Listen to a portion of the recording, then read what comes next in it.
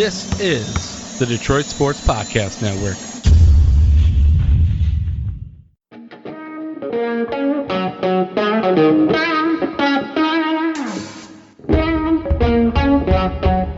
The biggest icon in podcasting.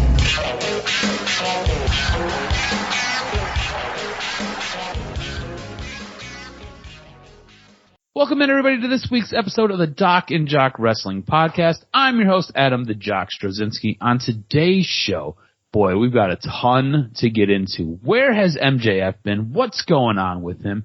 Could these wrestlers have been an AEW star?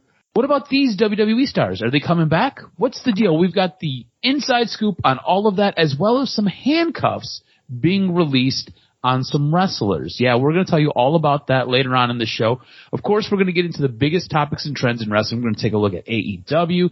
We're going to take a look at all the things going on with WWE. Of course, we've got to get into SummerSlam and the SummerSlam results. And it seemed as though my co-host, the Doc John Macaroon, was a little perturbed by what he's seen with SummerSlam this previous weekend. Doc, I want to bring you to the floor now, and I want to talk to you about what upset you with SummerSlam. You seemed a little bit upset in our group text message. Well, obviously, I thought that with Paul taking over, there would be a couple more. Ooh, I like how he's Paul now. He's not Triple H. He is Paul. He is Paul, and we'll talk about all the greatness that is the new chairman of WWE, Paul. What an unbelievable week it was. But I thought that you could have created some iconic moments at this SummerSlam. But it was a good show, great wrestling show. Love the open air concept, love the big ramp. But I just felt like with the main event, and I think Kenny agrees as well, the finish was played out. Again, with the Usos, I thought that if you're going to have Brock Lesnar with the unbelievable, wheeler there that he brought to the ring, the tractor, unbelievable image you have of him standing over it, the way in which beautifully Roman Reigns bumped out of the ring. Why not pay it off? Brock Lesnar wins it. He takes it. I mean, and you have to give Brock Lesnar credit for the way he handled that tractor. It was like he was I know, he's a country guy, but you make one mistake and Roman Reigns is toast, and he's moving him around and he's moving that tractor. It was amazing. But I just felt like the proper finish to that storyline would have been Brock, especially if you have a tractor holding the belt on the tractor, crowds going apeshit. Again, you go back to the Usos taking the liberties to help out with Roman Reigns. And I just don't think he needs it. Yeah, well, I think it does undervalue Roman Reigns' character a little bit. But again, remember, he is a heel, and it's by any means necessary. So if you got to call backup in, and the backup being the Bloodline, to me, that makes sense. I feel like with this SummerSlam card, I thought we got a lot of really awesome moments. I thought going into it, it was a bit of a shit card. I thought this was a card that nobody was really interested in, didn't have a lot of hype, didn't have a lot of pop and circumstance. And I think what we got was we did get a couple of iconic moments. Maybe not as many as you might have wanted, but I think we did get a couple iconic moments. And I think what you have is you've got a guy in creative in Triple H, a.k.a. Paul Levesque, or maybe Paul Levesque, a.k.a. Triple H, however you want to refer to him. I think you've got a guy in creative who understands what good wrestling is, and I think he understands what fans want. And I think it's a bit of a mix of what you get on the indies. It's a bit of a mix of what you get with old school wrestling. It's a bit of a mix of some of the high flying crazy stuff that you get with AEW. It is this mix of wrestling, and I think WWE's future looks so bright. And I don't think we could have said that a month ago. I don't think we could have said that 3 months ago. I think where we were at with WWE, the product was stagnant. The product was stale. What we have gotten from Triple H, and I don't know if he's going to be able to continue this. That's my big concern. What we have gotten from Triple H over the last couple of weeks has been absolutely incredible. What he has done and what he has given back to the WWE universe is awesome, and it is pulling fans back, and I think the ratings are showing that. From a pure wrestling standpoint and from a pure storytelling standpoint, this was an absolute awesome match. Becky Lynch ends up hurting her shoulder in the middle of it. She continues to wrestle for another 20, 25 minutes or so.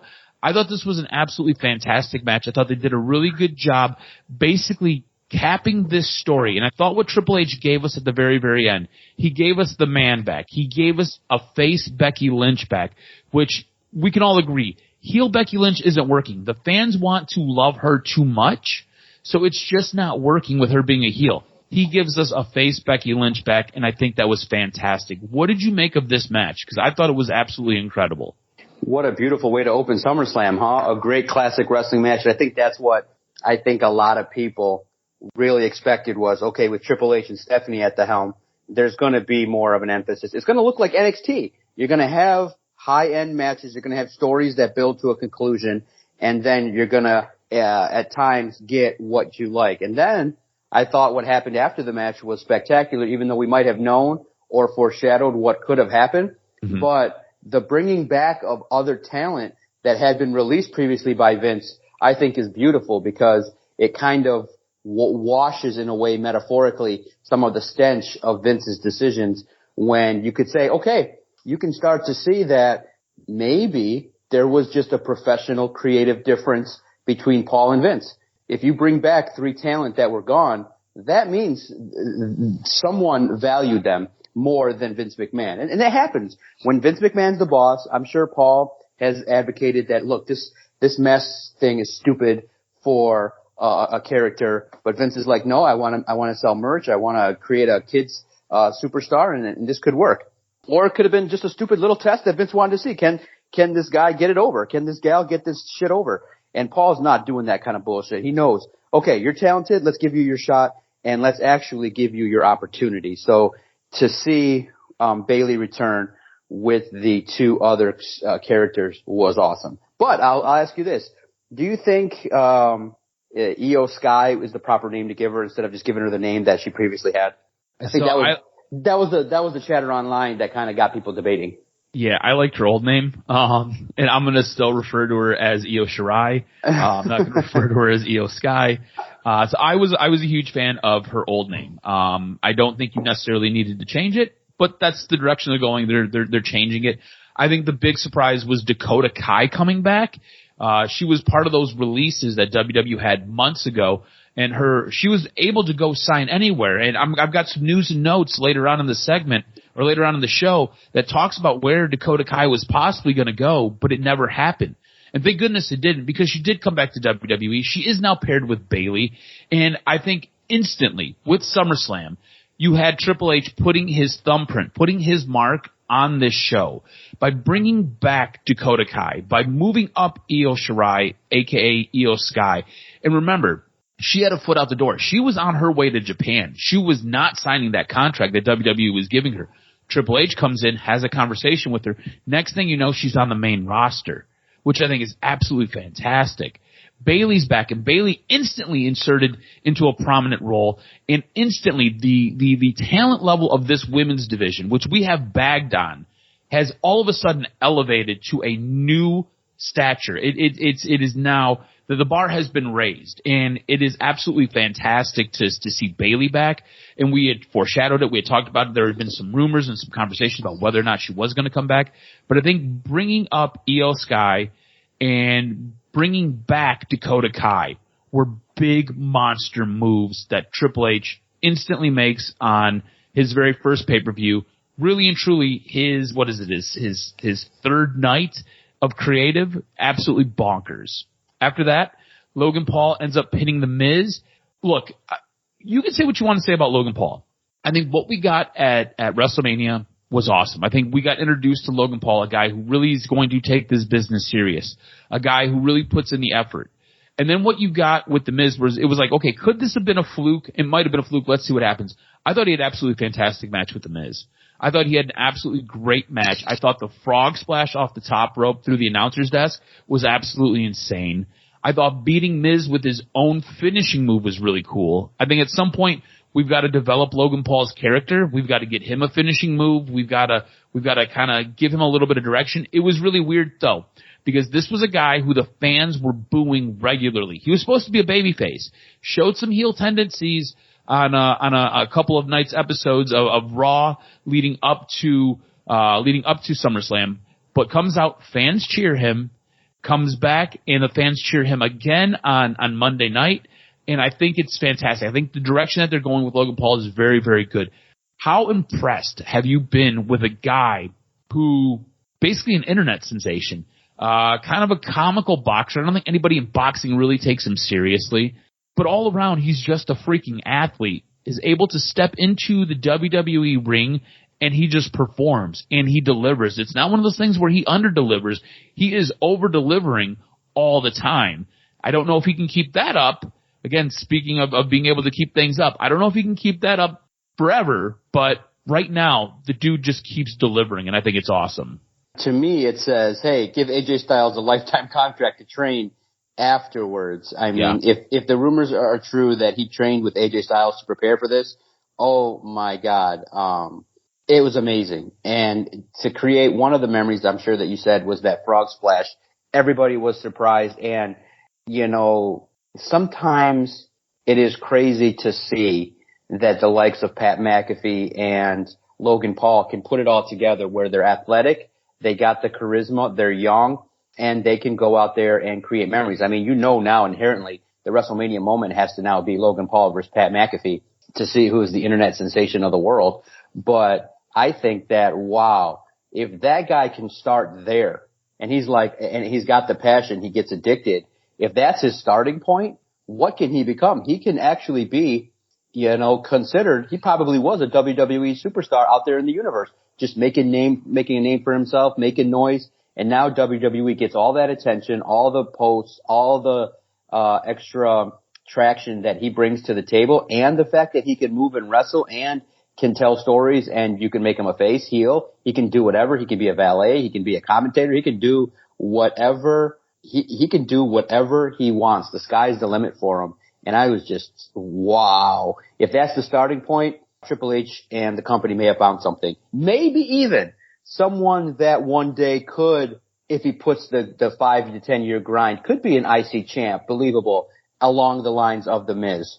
You know, that's interesting. I see higher standards for him. I think maybe at some point he could be your WWE champion, or whatever they figure out with these titles. If they make him one belt, which I think all of us would be ecstatic about, he could be your, whatever the name of that belt's going to be. But look, I think you're right. If this is the starting point, who said it? I think Michael Jordan said it. The ceiling is the limit, right? Is that what it is?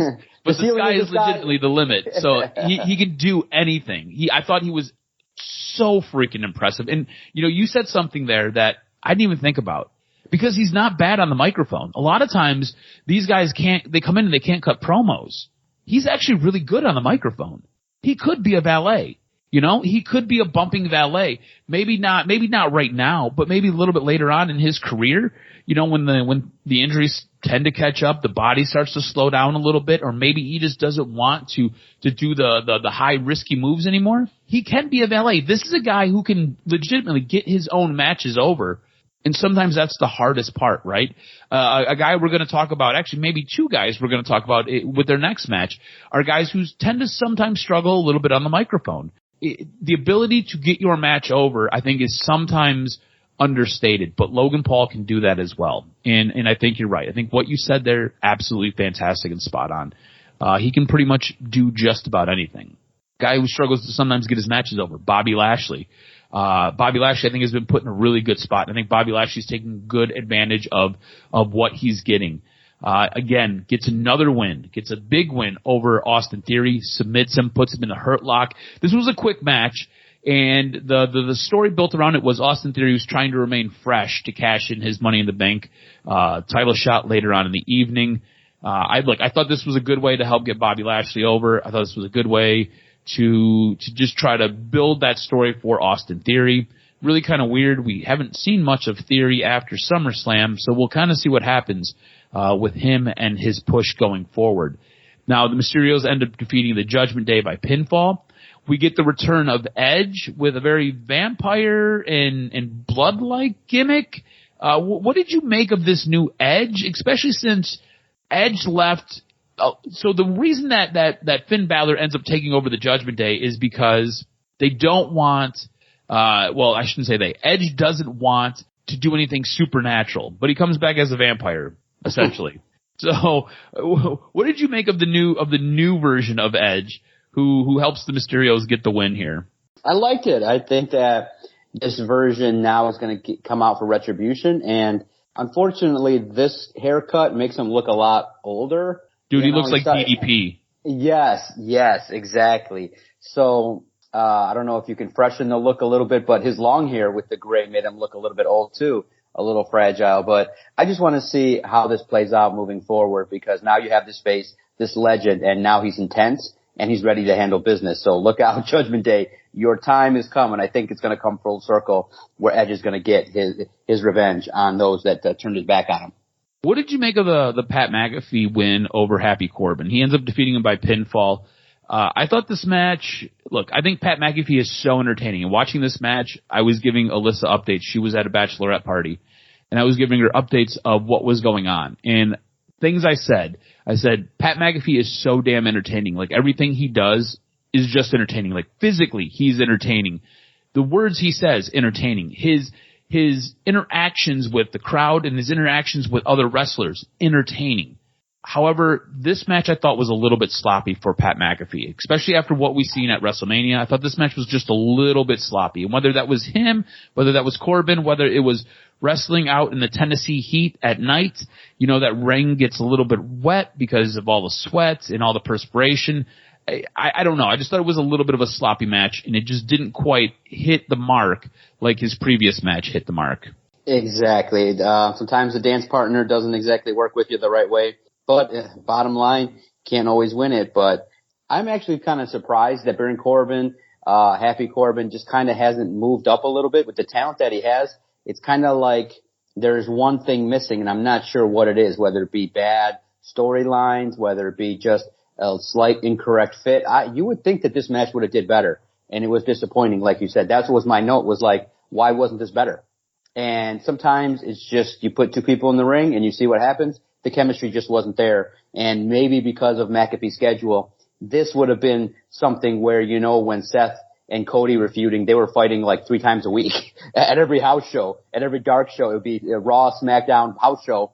Those two were fighting, and they could hone and do things. I think this would have probably benefited from a little series of house show matches where they could have worked out some stuff. But I was a little disappointed. But hey, for that, the key was going to be the entrance of Pat McAfee, and have the choir sing Bum Ass Corbin. It got it to the B it needed to be. Yeah, and you're right. Sometimes you just put two guys together. It just doesn't work out the way you expect it to work. And I thought for sure this match was going to ascend to a little bit higher of a standard, just because, look, Baron Corbin, for as much as we give him crap and as whatever you think about him, he is pretty good in the ring, and he is a great heel. There was a time where he was the number one heel in this company. He was carrying the heel flag for everybody in WWE. Now, whether that says something about the heel locker room in WWE, or whether that says something about Baron Corbin, that's for you to kind of decide on your own. But I think Baron Corbin has a lot of talent. I just kind of felt like this match just missed the mark. Now, the Usos end up defeating the Street Profits. Very interesting what we're getting in this match, what we got in this match. Montez Ford seemed very distraught throughout the end of this match. Do you think this was the setup, or do you think this is laying the groundwork for a split between the Street Profits, where Montez Ford ends up leaving D'Angelo Dawkins? Yeah, it lays the groundwork to potentially plant the seed that it could happen. But I'll ask you this. Wasn't it a little bit of a letdown compared to their other matches and another pay-per-view that they were featured in? I didn't think this one lived up to the hype. I thought it was good, but I wanted it to take an elevated step based on their previous match. This one didn't do it. Yeah, I would agree with you 110%. I thought it was a little bit of a letdown compared to some of their other matches that they have had. Look, I also don't think they also got the time that they necessarily needed with this match. It really felt like the last 3 matches on this card were kind of rushed. Well, I should say 2 of the 3 matches on this card were kind of rushed. And when you look at what happened in the main event, and we're going to talk about that coming up here in a moment, I guess you kind of understand why. Like, it felt like they really broke out a ton of time for the main event, and they broke out a little bit of time for the co-main event, and it was kind of like the Usos and the Street Profits were in this weird paradox where it's like, hey, these guys could go an hour if you give them the time, and they're going to tear it up. Cool. They've got maybe 15, 20 minutes. Go out there and put on a show. And they were kind of like, all right. So half of what we had, we've got to scrap it now. And I kind of felt like that was where they were. I felt like it was one of those things where maybe a couple segments might have ran long in this pay-per-view, And where the time crunch came, it was with these final 2 matches because, again, these are 2 teams that could go the distance if you really give them the time. And you've already seen what they've been able to do, especially what they did at WrestleMania and the previous couple of pay-per-views where they tore the house down. Like they've been matches of the night.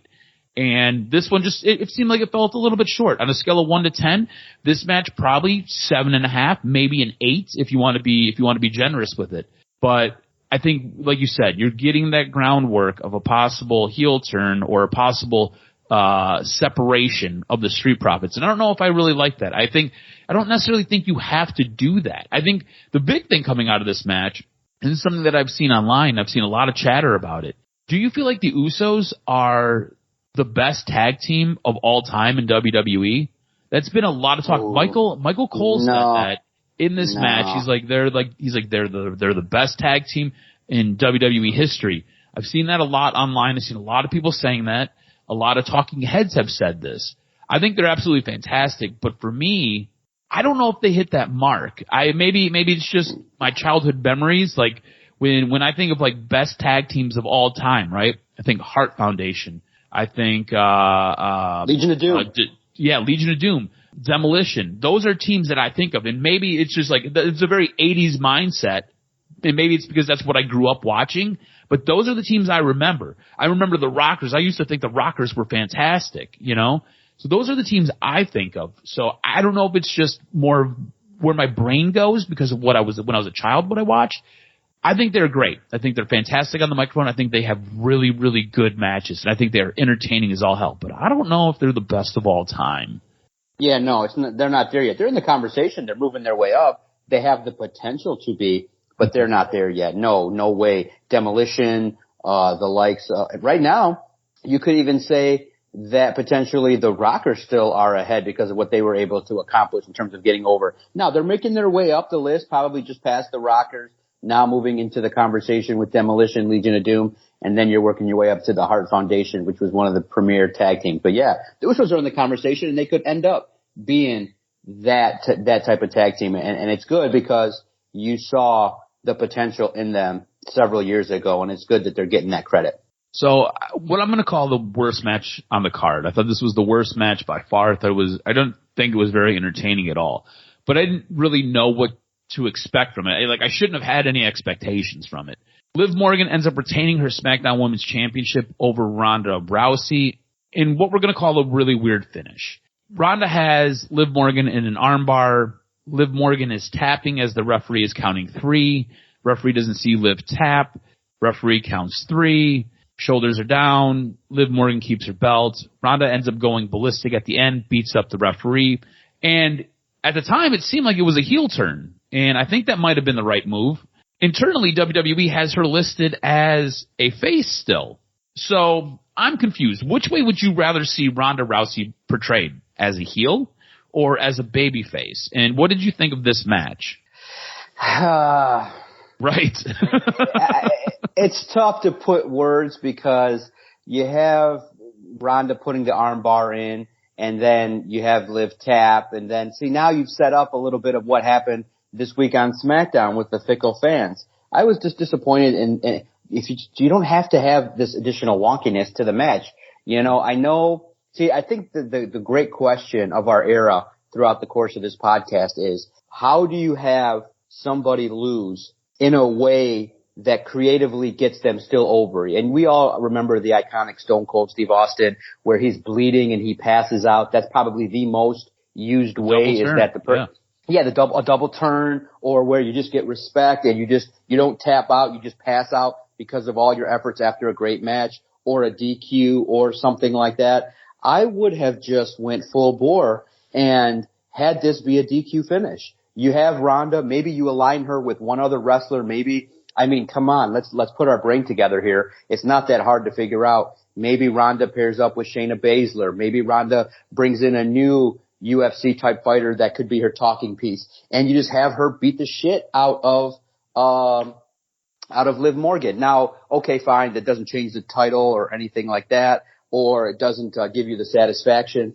But at the same time, I don't think that you needed to have Liv Morgan kind of looked that way. You didn't elevate her. I think that's the biggest point my takeaway was in my notes is that Liv tapping and then having a wonky, Liv has her shoulders down, Liv has Ronda's shoulders on the mat, I thought was corny. Yeah. I would agree with you. Like, I don't think this match did anything for either one of these wrestlers. Look, I don't think it necessarily took away from them, but at the same point, I just don't think it did anything to help get any one of them over or really help establish them as anything more than what they already were. And you're looking in moments like this to really build them up and to really get them, get other eyes on them, right? Get other parts of the fan base a little bit more interested. Get people to maybe buy into Liv Morgan a little bit more. Get people to possibly hate Ronda Rousey. Those are things that you're looking to do here. And I just don't think the 4 minutes that they were allotted did that. And I don't think the story that they told did that.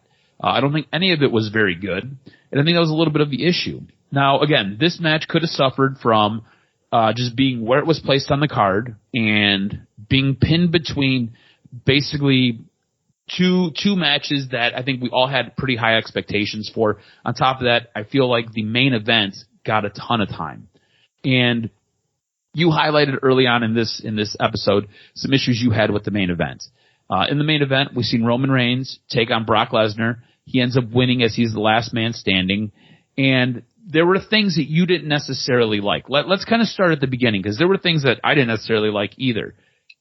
The entrances took forever. Now, this ramp was incredibly long. It felt like it was a New York Mile for sure. Just took forever. But you have Roman Reigns, whose entrance now eats up pretty damn close to 5 to 7 minutes of every show that he's on. And it is a fantastic thing to witness. It is absolutely great. But it sometimes just eats into a card, especially when it's at the very end of the card. You're just kind of like, all right, can we just get in the ring? Can we get the action going? On top of that, you add in Brock Lesnar's entrance, and both these guys ended up eating up roughly 12 minutes of time just on entrances alone. And then you had all the stuff that took place inside the ring. How annoying was it for you that the entrances just took forever? And did that take you out of where you were at when you were watching the card unfold in front of you? No, it was funny to look at how long it was, but it was special, and you kind of knew it going in. Yeah. So if you know it going in, it was cool to see, especially with the tractor. I thought it made for a great pop and a great moment. So no, I kind of think now it's kind of become its own little thing. How long is the entrance going to be? So I thought that was funny. I mean, we do joke about that. Now, in the match, Brock Lesnar ends up bringing a tractor down, runs it into the ring. Thought that was fantastic. Thought the way Brock Lesnar handled that tractor was great. I wish we would have seen that tractor used in the finish of the match. I thought something that we could have done, and this maybe goes back to what you were alluding to earlier in the show. I thought with that tractor, what you could have done is after you basically moved and lifted the ring, you could have set the ring back down. If the thing falls to pieces, it falls to pieces. I was really surprised that ring was that sturdy, that it withstood getting hit and jarred the way it got hit and jarred. It didn't fall apart. But I thought you could have used the dump truck part of that tractor to basically hold a man down. Instead, what they do is you've got Roman Reigns hitting Brock Lesnar repeatedly with a belt shot. In the match, you had Austin Theory come out, try to cash in, hits Roman Reigns with his briefcase. Brock Lesnar picks him up, F5s him onto his briefcase. Austin Theory's now out of the picture. Paul Heyman gets F5 through a table, which good on Paul Heyman for taking that spot. Again, you had the Usos interfere, which really bothered you. Some of those overhead suplexes looked a little bit unsafe. I'll be honest with you. Again, it's just hot. You're wet. You're slippery. We've seen what happened with Big E. Don't need that to happen with the tag champs. Don't need that to happen to anybody for that matter. But in the end, Roman Reigns hits Brock Lesnar with multiple belt shots, and then they just end up covering him with stuff. And look, I thought this match was a spectacle, and I thought it gave you something to talk about. We're talking about it right now. I don't know if it was the best way to finish this match. How would you have liked to seen this booked to end? Oh man, it's so tough. I mean, actually, if we were just going to have Roman win, then I would have had it just Roman win clean. A great back and forth match, spear, Boom, Brock with a couple F5s, you think he's going to win it, and Roman win clean. That would have been it. Or, anything spectacular, maybe a new move that Roman brings out. Or, if you really want to be ballsy, Roman F5s, Brock Lesnar wins the match. 1, 2, 3. Ooh, that would have been interesting. That would have been really good, I think. Yeah, or, I know it's, refresh my memory, it's last man standing, right? Yes, last man standing. Okay, some weird way he gives an F5 and puts him down with the tractor, using his own thing. So something just unique or different, but you got what you got. And, in the end, Roman is continuing to be your WWE World Universal Heavyweight Champion. Yeah, I mean, it was what it was. I think overall, for what Triple H kind of had to, I guess, deal with, right? You have to remember, for the most part, this card was kind of already booked. And I don't want to say he had to take chicken shit and give you chicken salad, but he kind of did. And I'm not mad about it. I thought overall it was entertaining. It was an entertaining couple hours. It wasn't, I don't think it killed it, but I don't think it was horrible. I think what you got was you had some stuff that really set up for later on in the week. And I want to jump to Monday Night Raw. We talked about Montez Ford feeling like they're building towards a separation between the Street Profits. Now, I'm wondering if you felt the same way. The match where Montez Ford takes on Seth Rollins, did this feel like it was a bit of a singles test for Montez Ford? Being able to go the distance with one of the best in the business in Seth Rollins. On top of it, the way he went about it, it made it feel like Montez Ford might become a heel and might be the one that really forces that break. What did you think about the whole lead up to Montez Ford taking on Seth Rollins on Monday Night Raw, and what did you think about this match possibly being a test for Montez Ford? Oh, I like him I was saying this during the match. I said that this guy has it, but he's just a little small. I need him like 15 more pounds, a little bit more glamour. I think he's just like B+ in terms of his presentation. He needs a little, I know the glasses are cool and he definitely rocks it, but he needs a little bit more of that like Powerhouse Hobbs look, like where he's a badass mofo. You know what I mean? So I just need a little bit of a slight change in his presentation other than a singles match featuring one of the members of the Street Profits. I gotcha.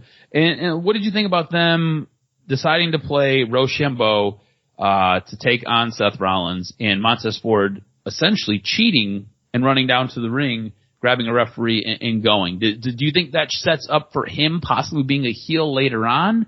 Or what I think would be more interesting is if D'Angelo Dawkins is the one that turns on Montez Ford. Also, leading up to that, Seth Rollins even shouted out, he's like, why don't you guys just split up? Why are you guys even a tag team? Like Seth Rollins, like they right. said it. Like they said it out loud. So exactly, it really does feel like it is coming. It is around the corner.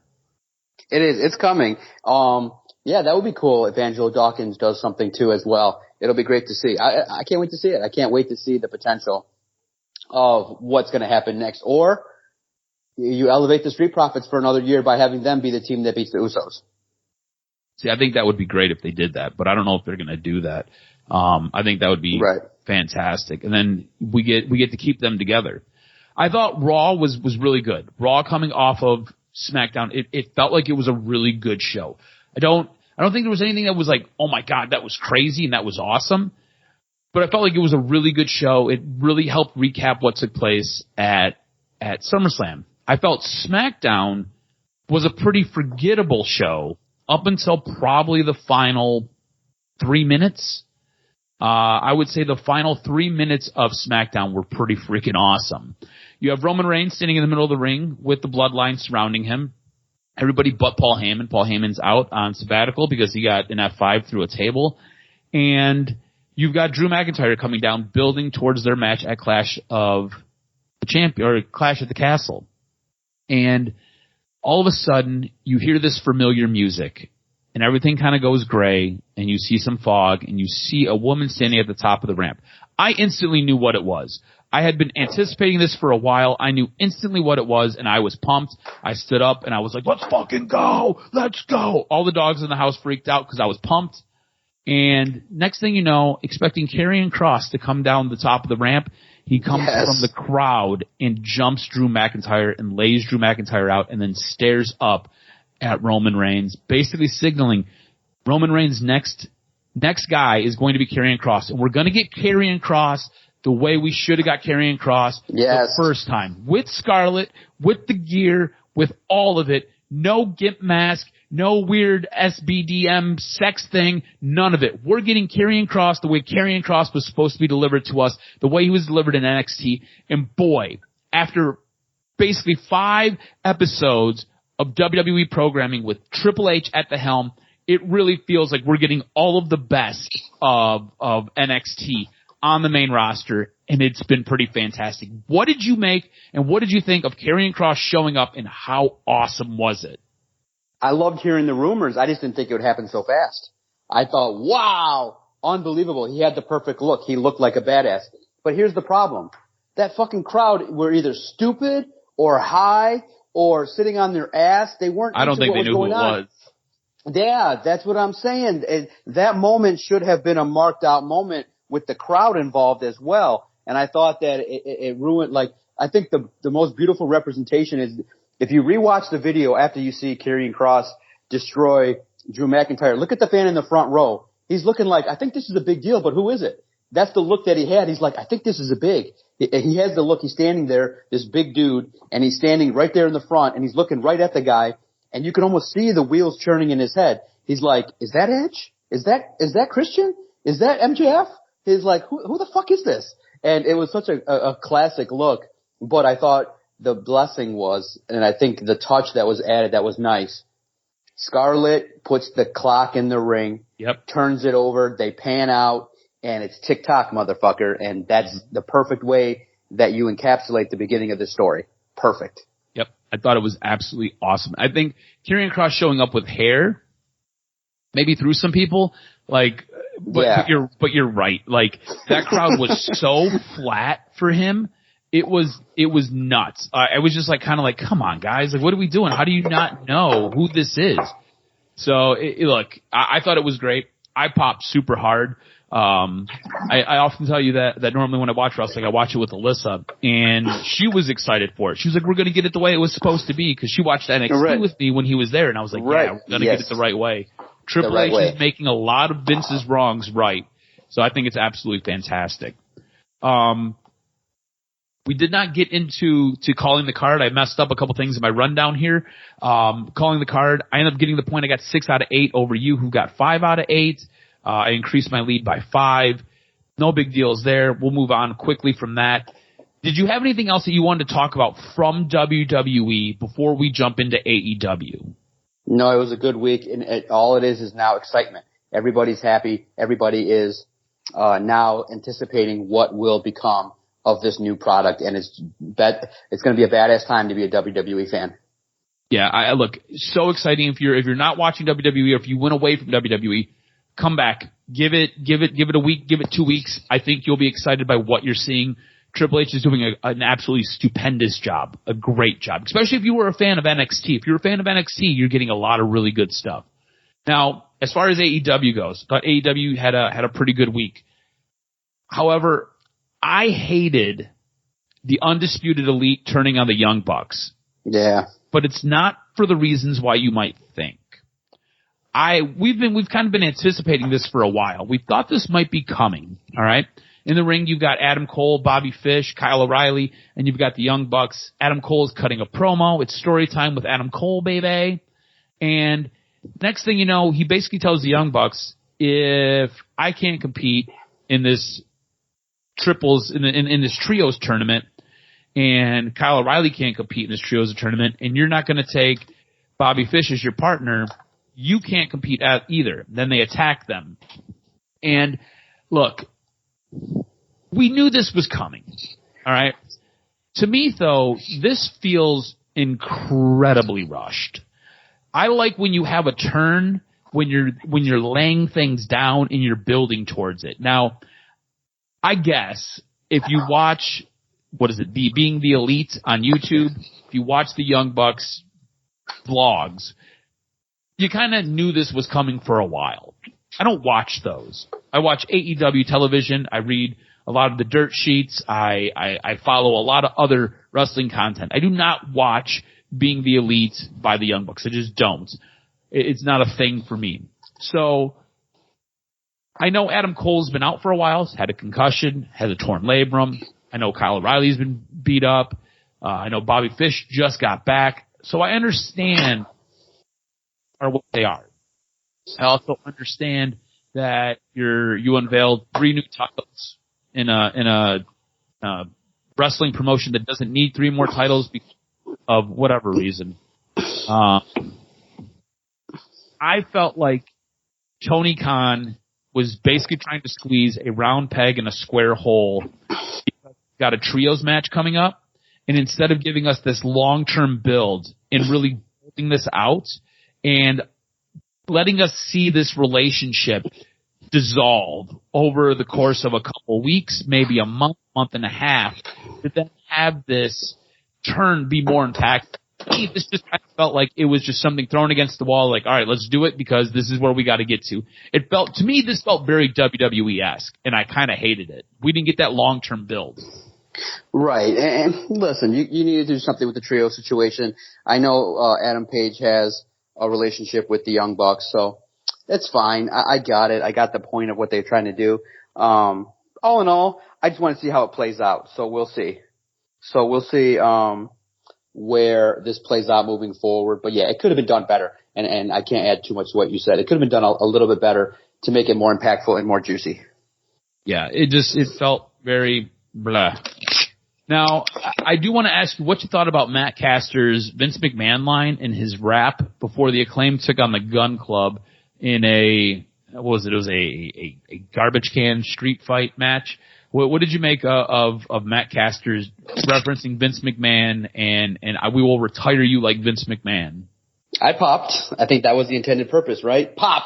And Max Caster did it, and I thought the garbage match was okay that they had, but I'm not really, it's weird because he's great on the mic, but there's something missing in the ring. I just need to see a little bit more. You feel the same way from the Acclaimed? So I find the Acclaim to be incredibly entertaining, but I kind of agree with you, right? They feel very one note, very, very much like, I don't know, like I thought Billy Gunn and Road Dogg were an incredible promo, especially coming to the ring. They were fantastic. But I can't tell you one memorable match that those guys had. Do you know what I'm saying?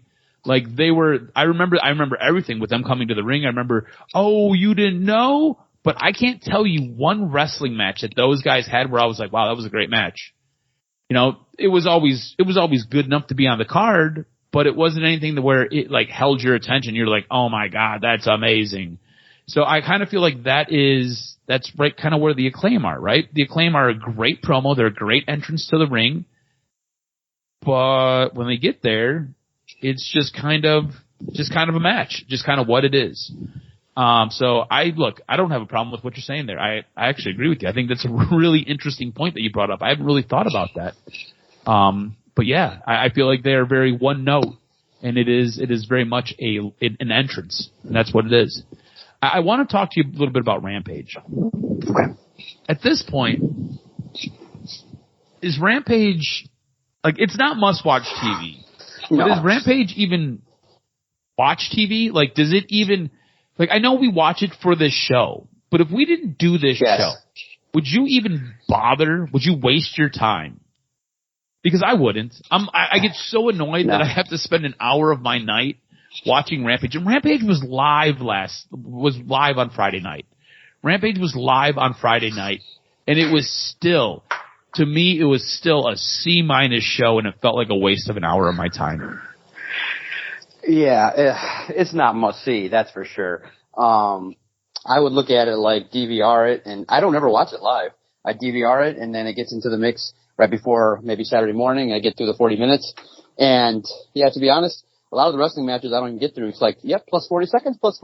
Okay, Ethan Page won. Okay, Ethan Page did a promo. Oh, okay. There's a little lady match. Just skip through it, and then we can talk about the highlight if there is even one. But yeah, you're absolutely right. It's not worth it. If you have to skip a show, it would be Rampage.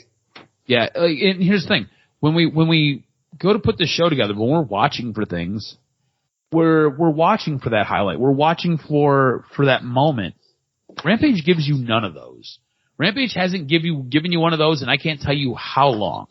And to me, it is just a depressing show to watch because it's just a gigantic time suck for us. And I just was wondering if you felt the same way. I do want to get your show of the week. But yeah, gigantic time suck. Exactly. Best way to put it. Now, for show of the week, it's very close between SmackDown and Dynamite. I thought what Dynamite did with Chris Jericho was awesome, but at the same time, I still think with Karrion Kross and the intrigue of what's to come, I thought SmackDown was the show of the week. How interested are you in seeing the Lionheart? Like, I'm interested for that. I popped pretty hard for that. I'm excited. Like, we didn't get a chance to talk about that, but I'm excited to see the Lionheart Chris Jericho. I'm excited to see it. I think it has the potential to do a lot of good things. I think that, the promo that Moxley cut was funny, going through all the characters. But bottom line, I think it's going to be great. I think, listen, whatever you want to call Chris Jericho Moxley has the potential to at least do something fun for a wrestling fan. It's a match to see. Yeah, I think it should be pretty great. I'm going to give it to SmackDown too, because that was the show that I popped incredibly hard for this week. And look, like I said, I thought it was a pretty ho-hum show. In an hour and 20 minutes, I would say probably an hour and, I'll say, in 120 minutes, I'll say 117 minutes of those were just kind of like whatever. But those final 3 minutes really made up for it. I thought that was pretty spectacular and pretty awesome. So I'll give it to SmackDown as well. You want some news and notes? Hit me at this week's professional wrestling news and notes. What made your list? So this past Sunday night at the Nashville Municipal Auditorium, Ric Flair won his last match of his career. Flair teamed with his son, Andrade El Idolo, in a match against Jay Lethal and Jeff Jarrett. Flair was busted open in the middle of the match, but the closing sequence saw Jarrett inadvertently hit Lethal with a guitar shot before Flair hit Jarrett with the brass knuckles and locked in the figure four to get the pin. Interestingly enough, in attendance were not just his family members, but also wrestling legends like The Undertaker, Mick Foley, and Bret Hart. It was pretty cool to see all these former guys that we grew up watching in our in the history of wrestling and when we were young be there to send out a legend. So that was pretty cool.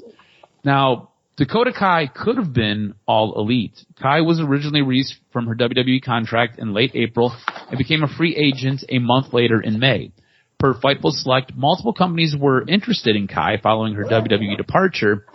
It was noted that she had been in contact with AEW, but never really picked up after a short message introduction. Fightful noted that there were a number of individuals in WWE who expected Triple H to make it a priority to bring her back. Now that he is EVP of Talent Relations and head of creative, it was also reported that several writers were baffled that she wasn't included in last year's main roster WWE draft. Obviously, Triple H brought her back at SummerSlam. Pretty awesome. Really surprising that AEW did not make her more of a priority, especially with their women's division. It is lacking severely. Yeah. She could have been a talent that would have helped strengthen it for sure. Now, WWE has officially removed all references to Vince McMahon from Backstage following his retirement. Per PW Insider, the signage that previously pointed to Vince's office now points to the CEO office. There is reportedly a second office backstage for Paul Levesque, with all previous signage relating to Vince McMahon is nowhere to be found. Lots of rumors around two possible stars returning. This on the heels of Triple H returning to WWE. Naomi and Sasha Banks made headlines back in May when they walked out of WWE just before an episode of Raw. This was reportedly due to creative frustrations. After Triple H took over, it is believed that the pair will be back with the company. This is a dramatic change from roughly a month ago. WWE has dropped a few hints, like using the promo code WALKOUT at the WWE shop. Also, Dave Meltzer explained in Wrestling Observer Radio, the belief is that they will be re-signing in the very near future, saying if everything goes the way it's expected, they'll be back. I don't think the deal was done. It's been reported the deal was done. When I asked people in the company, it was basically, that's what it looks like. It's what it looks like it's going to happen, but it's not like it's 100% done or everything is etched in stone. But the expectation is they will both be back. On top of that, WWE announced that the women's tag team belt will be brought back, and they will be having a tournament for that. They mentioned that on Friday Night SmackDown. Now, some more stuff going along with Triple H here. WWE has taken the handcuffs off talent. Backstage details have emerged on big changes made to promo segments over the last few weeks. Per PW Insider, over the last few weeks, WWE has been allowing talent to have more freedom on the mic, letting stars improvise more. The report also noted that at least a sizable portion of the Drew McIntyre vs. Sheamus match on July 29th edition of SmackDown was called in the ring, rather than having every single spot laid out for them ahead of the bout. Nice. Also, words like wrestler and wrestling are now allowed. Yes. If you watched Friday Night SmackDown, Liv Morgan cut a bit of a coarse promo, dropping a swear word. Yes. So a ton of freedom coming to WWE talent. We're going to call this the Triple H effect. Pretty awesome, right? Absolutely. And actually, that was the biggest note I had was, oh my gosh, these wrestlers sound like humans talking, and Yes. not like robots wondering what next to say, because I hate you, fellow wrestler I want to make money with. It was great. It was just so much more natural. It just was like, it was so different. It was so vastly different that it was noticeable. The wrestlers just look like that. Those that got the mic took the time, handled their business, and it sounded more natural. So they look comfortable. They look comfortable. They don't look like they're stretching for time. It's like when Edge cut a promo on Monday night, he went out there, it was short and sweet. Cut a promo, I was like, look, I'm going to kill what I created, and we're going to move on. And that was it. And it was done. It is so much better when these guys can just go out there and basically say what they want to say and not have to fill for time, not stall, not add a bunch of shit. Just go out there and say what you got to say, get it in, get it out. Thought it was absolutely fantastic. I think it's really cool that Triple H is doing that. Now, AEW has handed out some promotions that make me a little bit curious. Most notably, the promotion has brought in 5-time TNA champion, knockout champion Madison Rayne as coach for its women's division, but it has also named the following promotions and new job titles. Sanjay Dutt is now the Vice President of Production and Creative Coordination. QT Marshall is now the Vice President of Show and Creative Coordination. Pat Buck is now the Vice President of Talent Development. Tony Schiavone is now the Senior Producer and Special Advisor to Talent. And Christopher Daniels will continue to work as Manager of Talent Relations. Really weird that they go out all these titles, and Cody Rhodes just wanted to have a hand in creative, and you've got 19 dudes in charge of creative now. Really, really You're interesting. right. And really interesting stuff, right? Yep. So where is MJF? In a new report from Fightful Select, an update has emerged regarding the status of MJF in All Elite Wrestling. According to the report, there is not a single AEW talent or staff member that would admit to having heard from him since the pipe bomb promo. Plenty of people who are close with him who have noted he has not communicated with them whatsoever.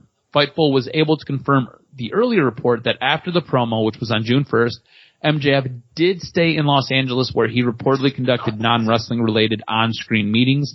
Last week, an update emerged that MJF was spotted in New Jersey filming with the cast members from True TV's show Impractical Jokers.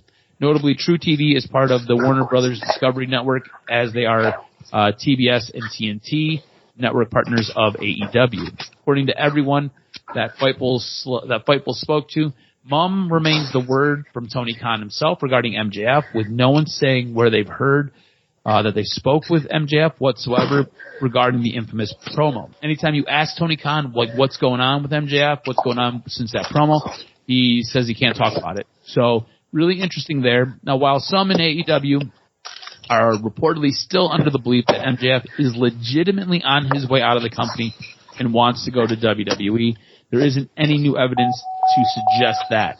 All that being said, with Triple H being in charge of creative, could you imagine what Triple H could do for a talent like MJF? It would be absolutely bonkers. I think MJF is starting to smell the writing on the wall. More money, more opportunity, a bigger push in AEW and WWE might benefit his career more than AEW.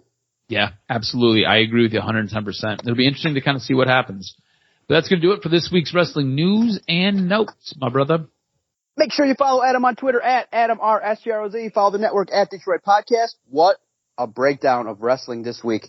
Fastest 60 seconds. Have to give a shout out to my boy Corey, his wife Megan, their son Logan. Saturday morning, as we were recording, my phone starts blowing up with a FaceTime request. I'm like, Corey, okay, what's going on? He was trying, as we were talking, he had Jimmy Mouth of the South Hart on the line from a convention, ready to say hi to the doc.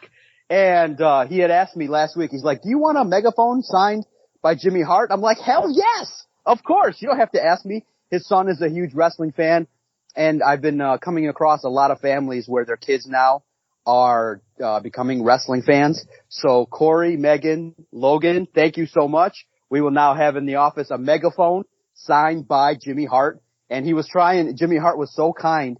He's like, oh, your boy's going out to the Lions to cover it? Here, get him on FaceTime. Let's say hi.